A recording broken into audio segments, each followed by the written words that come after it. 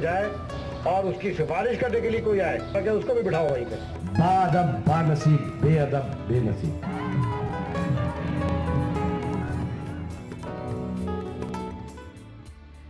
یہ وہ تھوڑے سے کلپس تھے جو ہمارے پاس موجود تھے، تو ہم نے سوچا کہ کیوں نہ ان کو چلایا جائے تاکہ آپ کی جو وہ کہتے ہیں کہ انسان کے اندر بھی ایک انسان موجود ہوتا ہے اور اس کی ترجمانی اس کے الفاظ کر رہے ہوتے ہیں اس انسان کی.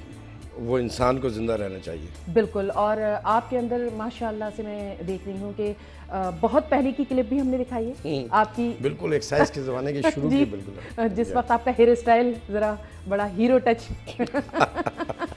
اب تو ہیئر اسٹائل آپ نے چینج کر لیا ہے. میرا بچپن میں بھی ایسی تھا.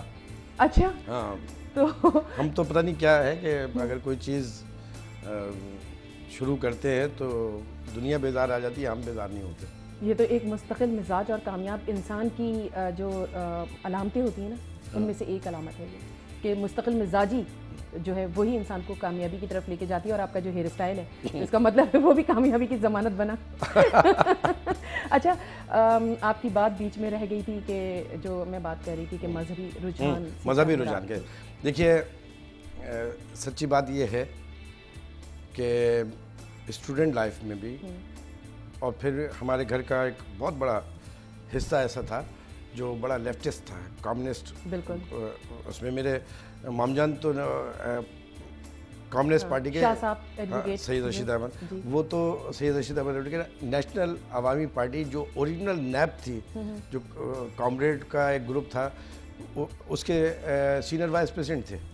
تو اس لحاظ سے ہمارے پاس مجھے جو پڑھنے کو ملتا تھا وہ پورا لیفٹسٹ لٹریچر تھا. اچھا. اور پھر یہ ہوا کہ اور اس کے اندر میری بڑی دسترس تھی. اس زمانے میں سوال کرتا تھا تو جواب نہیں دیتا تھا کوئی. اور ایک دفعہ ایسا ہوتا تھا میرے ساتھ، 9th اور 10th کی بات ہے، فیڈرل پبلک اسکول میں، تو میں سوالات بہت کرتا تھا. تو میرے پہ اسلامیات کے پیریڈ میں پابندی لگا دی گئی تھی کہ اس پیریڈ میں کلاس میں نہیں بیٹھ سکتا تھا. جی. اور ہوتا یہ تھا کہ اسلامیات کے ہمارے ٹیچر اندر آتے تھے تو میں کلاس سے پھر باہر جا رہا ہوتا تھا کیونکہ پابندی تھی مجھ پہ کہ یہ نہیں بیٹھے گا. تو یہ نہیں تھا کہ باہر جا کے کھیلے، تو دروازے کے پاس میں پورا پیریڈ کھڑا سنتا رہتا تھا. اس کی وجہ یہ تھی کہ اس کے اندر سے جو سوالات ہوتے تھے وہ میں سوال پوچھتا تھا.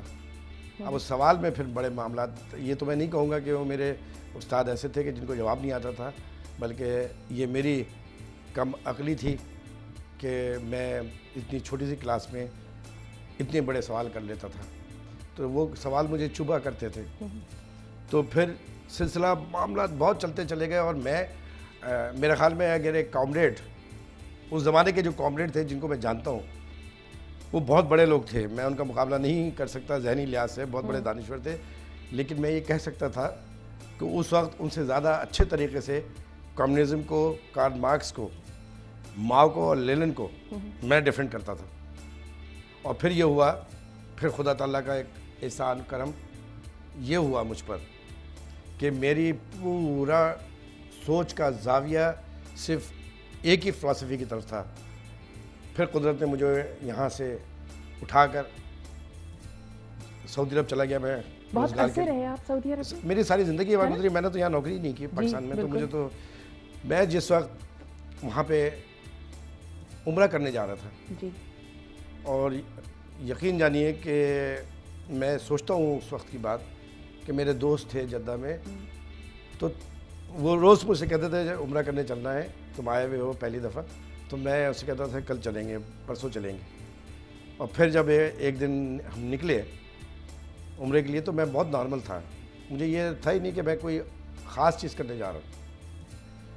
اور جب میں باب عبدالعزیز خانہ کعبہ کے دروازے پہ پہنچا ہوں اور جب میں گاڑی سے اترا، اس وقت تک میری کوئی کیفیت نہیں تھی. اچھا. اور کوئی تجسس بھی نہیں تھا. اور جس وقت میں گاڑی کا دروازہ کھول کے اس سیڑھی کے اوپر اترا ہوں تو میں آپ کو ایک بات بتاؤں کہ میری سمجھ میں نہیں آ رہا تھا کہ میرا دماغ، میرا وجود ہواؤں میں جیسے تیر رہا تھا. اور میں یہ سوچ رہا تھا کہ میں یہ کہاں پر آ کے کھڑا ہوں. ماشاءاللہ. اور پھر اس کے بعد میں نے یہ کتابیں، اب میرے لیے کتابوں کا مسئلہ بن گیا जैसे हिस्ट्री ऑफ काबा आपने लिखी? जी, वो तो वो मैं आपको बहस कर रहा था। फिर ये हुआ कि किताबें यहाँ से पाकिस्तान से मंगवानी पड़ती थी और कोई आए तो लेके आए, फिर वहाँ चेक भी होती थी। तो फिर मैंने किताबें मंगवाता था और उस किताबों को तकल्लुफ़न पढ़ा करता था, क्योंकि एकदम ख़त्म हो जाती है। मेरी तो आदत है, मैं किताब खोलता हूँ तो लोगों की आदत है वो किताब शुरू से पढ़ते हैं। मेरी आदत है कि मैं बिल्कुल आखिरी पेज से पढ़ना शुरू करता हूँ, रिवर्स। तो ये पता नहीं कौन कौन सी उल्टी पर हाँ, मैं उल्टी किताब पढ़ता हूँ। अच्छा।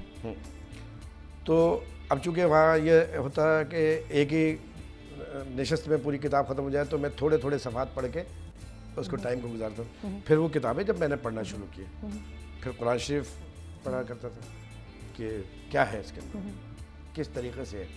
अच्छा, मेरे घर का माहौल मज़हबी बहुत था।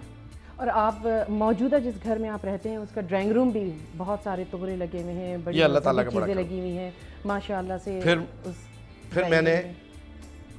अल्लाह ताला को हाँ, जाना और वो अजीमुशान मैसेज जो आसमानों से इंसानों के लिए इस कुर्रे अर्ज़ पे आया, उसको जानने की कोशिश की। उसको फिर रिसालत माब सल्लल्लाहु अलैहि वसल्लम की हस्ती को, फिर वो तमाम चीज़ें जो मैं देखता रहा, तो मुझे मार्क्स का नज़रिया ये उसका एक चैप्टर भी नहीं कहेंगे, बल्कि वो एक नुक्ते के बराबर एक फ़िलासफ़ी थी जिसको आगे बढ़ाने की कोशिश की गई, जिसमें कुछ अच्छाइयाँ थी, लेकिन मैन मेड चीज़ें मैन मेड रहती हैं। वो फ़िलासफ़ी सक्सेस हो नहीं, वो 60, 70, 50 साल के बाद, और फिर देखते ही देखते ये तमाम चीज़ें ऐसी सामने आती गई और हक़ानियत, फिर हक़ किसी हद तक भी। लेकिन आज जितना जानने की मैंने कोशिश की है, और उतना ही मुझे पता चला कि मैंने कुछ जाने भी नहीं, और ये जस्तजू, ये तजस्सुस ज़िंदगी का, और फिर इल्मियत का जो एक इल्म का एक अंबार इस कायनात के अंदर जो मैं बरसते हुए देखता हूँ, वो अहादीस रिसालत माब सल्लल्लाहु अलैहि सुभान वसल्लम अल्लाह, या सुभान साहबा अल्लाह। कराम की बिल्कुल। सूरत। आपके एक बहुत करीबी दोस्त हैं, अटक से उन्होंने कॉल की है और आपकी बात करवाते हैं, यकीनी तौर पे आप पहचान जाएंगे। जी अस्सलाम वालेकुम। हेलो। अस्सलाम वालेकुम। वालेकुम सलाम। मलिक मजहर हुसैन साहब, आप खैरियत से हैं? जी अल्हम्दुलिल्लाह खैरियत से हूँ जी। जी, आपने फ़ोन पे ये बताया कि आप अब्दुल रऊफ सिद्दीकी साहब के बहुत करीबी दोस्तों में से हैं। अस्सलाम वालेकुम। इंशाअल्लाह इंशाअल्लाह। तो बात करना चाहेंगे? जी जी, बात कीजिए। अस्सलाम वालेकुम, कैसे हैं मजहर भाई? जी अस्सलाम वालेकुम। वालेकुम सलाम। कैसे हैं जी? ठीक हैं आप? खैरियत से हैं? अल्लाह का बड़ा एहसान, बड़ा करम है। बड़ी हाँ जी जी, मैं आपको देख रहा हूँ, उधर टीवी पर भी देख रहा हूँ, तो माशाल्लाह बहुत अच्छा प्रोग्राम है आपका इधर, तो आप मुझे नजर आ रहा है। आप मुझे देख रहे हैं, मैं आपको सुन रहा हूँ। क्या जी बात जी है, जी, देखिए। मैं तो आपको देख रहा हूँ ना जी। वहाँ सब दोस्तों को अब सलाम तो कहिएगा। हमने भी आपकी कोशिशों की वजह से इधर बहुत काम कर रहे हैं इधर। इंशाल्लाह आपको जल्द मौका मिल देंगे कि आप इधर आएं और आप हमारे हालात देखें कि हमने क्या काम किया है इधर। वाह वाह वाह वाह वाह वाह। बिल्कुल बिल्कुल इंशाल्लाह अगर अल्लाह ने चाहा ना तो आपकी पार्टी को इधर सुरखरू करूंगा, बिल्कुल। ऐसे नहीं।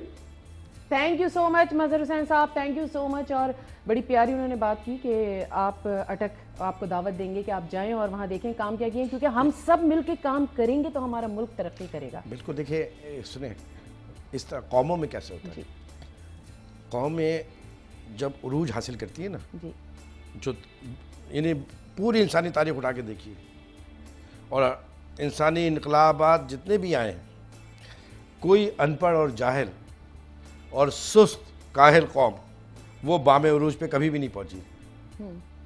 और ये भी नहीं हुआ कि उस कौम का एक पार्ट, एक जुज़ काम करता रहा है और बाकी सारी कौम सुस्ती, काहली और अनपढ़ में ज़िंदगी गुजारी और उरूज पे गई।